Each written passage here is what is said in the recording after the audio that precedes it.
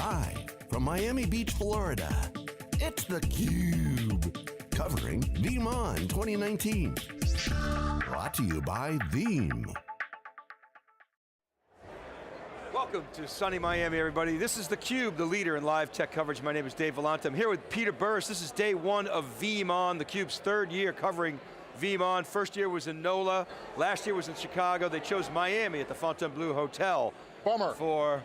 Which is a real bummer here.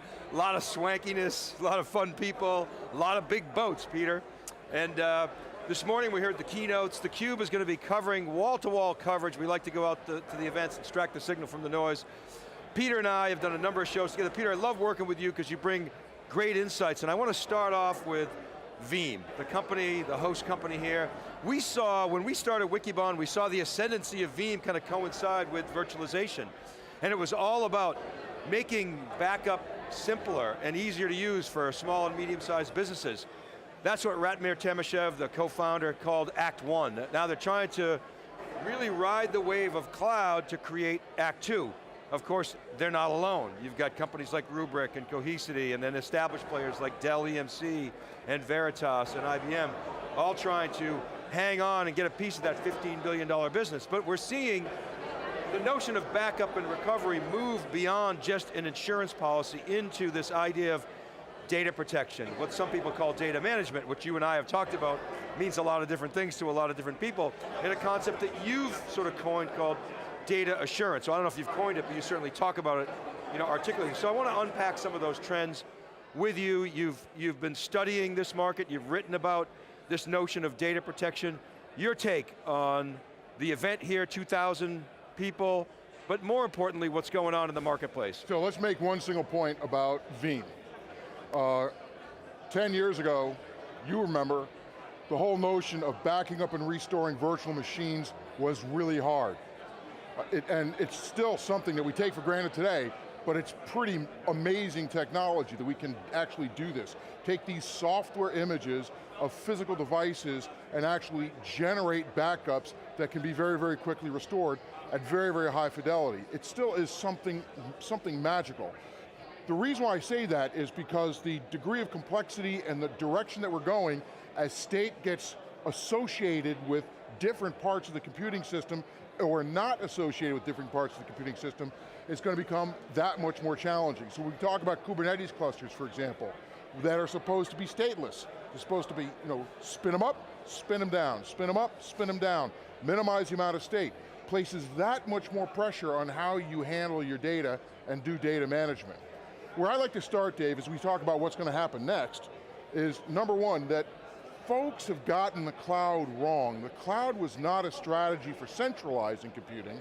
It really is a strategy for distributing computing with control, with services, with protection, and with a common management experience. Well, what do you mean by that? People think of cloud as putting everything into the public cloud in some kind of central location. Explain the distributed notion. Well, the thing that's really interesting about the cloud is that as these standards evolve and as the experience evolves and as the technology gets built and invented, that we now can see that we can bring cloud services to where the data resides. And that's probably, well, that's not probably, that's what's going to happen. The cloud is increasingly going to recognize that data, the cost of data state and the cost of data movement are two of the biggest costs in any computing system. And so we want to keep data proximate to the activity that it's going to support. Not just where it's created, but the activities that it's going to support. That's how you associate data and business value. But you're specifically talking about the services following the data in a consistent manner, whether it's on-prem, in the cloud, or well, that's what it has to be able to do. We have to just not put the data where it's located, but that data as an asset has certain services associated, certain metadata associated with it, and often certain code associated with it. And so the whole notion is to be able to assure that when I spin up one of these new modern applications that don't know a lot about state, that the data is there, the services that make that data integrous, secure, viable, backup and restorable, et cetera, are resident, and very importantly, that metadata that describes policy and other types of things also is easily invoked and easily applied without an enormous amount of administrative headache. So ultimately, we can get to greater distribution of data, with greater automation, lower administration, and greater security. Okay, so we talked at the top about how Veeam is really trying to ride the wave of cloud, just the same way it rode the wave of virtualization. There were 3 announcements today. The first was that Veeam hit $1 billion in a trailing 12-month basis. That's big. So that's big for a pure play software company, traditionally in backup. $1 billion is quite a milestone. Backup. Yeah, really SMB backup. 350,000 customers. 350,000 customers, they like 4,000 a month. They also announced Veeam Availability Orchestrator version 2, which is all about fast recovery. We asked Danny Allen in the briefing this morning how they do that. And it's complicated. It's a function of architecture, metadata management, but essentially doing fast recovery without necessarily having to rely on replication. There are some other components of that, automated testing, dynamic documentation. We're going to dig into that a little bit more. And then this notion of, with Veeam, a set of open APIs, which is cloud-like. When you think of riding the cloud wave, what do you think of, Peter? You think of open, you think of, you mentioned Kubernetes and microservices, you think of an ecosystem, you think of simple, you think of cloud-like pricing. So, can, in your opinion, Veeam take that success that it's had in virtualization and kind of replicate that in the cloud? Well, you and I have been on the phone with customers where we've argued to the customer that there's going to be greater specialization of data services based on greater specialization of a customer's data needs. And some people argue with this a lot, just as some people used to argue with us about the whole notion of hybrid cloud for a long time. You guys are crazy when you say that.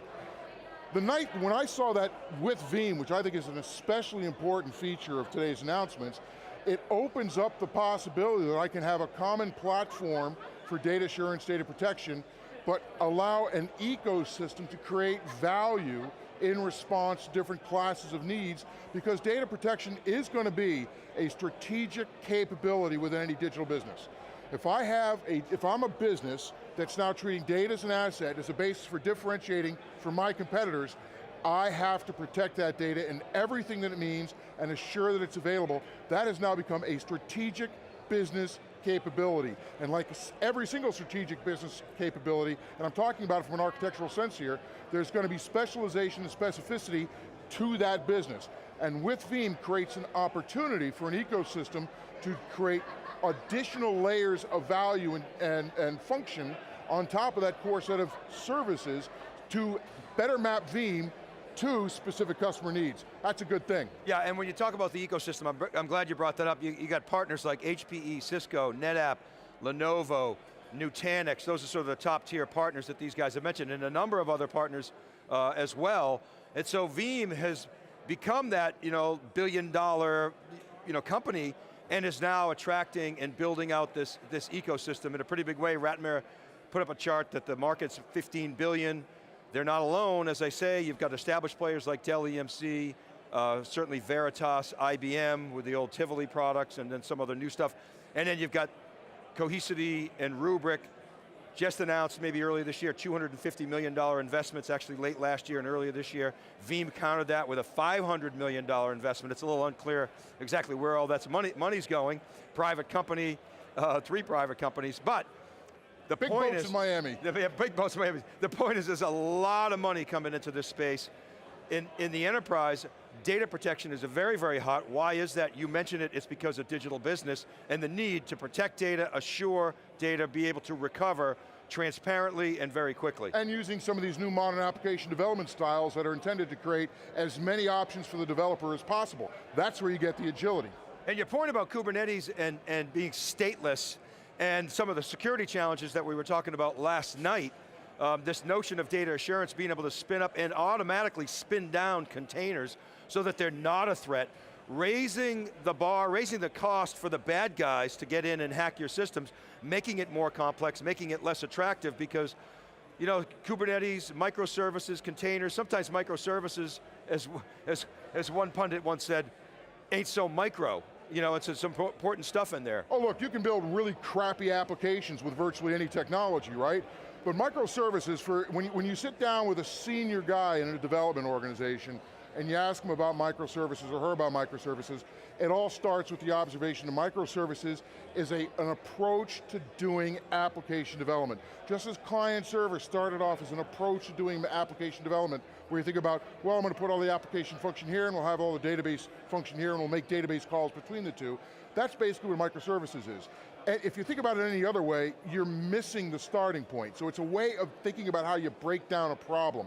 And increasingly business wants to break down problems into smaller parts that are more segmented, more compartmentalized, but also that don't necessarily persist for any number of different reasons. Resource consumption, change and the need to change, security, et cetera. And so the whole concept that over time, we're going to see applications being comprised of containers that thought through with a microservices approach, built with languages that are supportive of containers and in utilizing container as the infrastructure. And the other thing is, going back to the first point, virtual machines, virtualized hardware, containers, virtualized operating system. It's a really interesting technology when you come right down to it. And backing up and restoring all that's going to be challenging, but the real beauty of this is that ultimately containers are going to reduce threat surface, not just by the dimensions of location, identity, but also time, because I can vary containers out. And so it's going to be a multi-dimensional approach to improving security, enhancing function, and getting greater productivity out of IT investments. And you got to protect that stuff, so we're here, VeeamON, day one. We got 2 days of wall-to-wall coverage with theCUBE. Veeam, a billion-dollar company, going after a $15 billion pie. We're going to hear from Ratmir Timashev, who's the co-founder of Veeam, and a number of customers and partners. Keep it right there. You're watching theCUBE, Dave Vellante with Peter Burris. We'll be right back after this short break.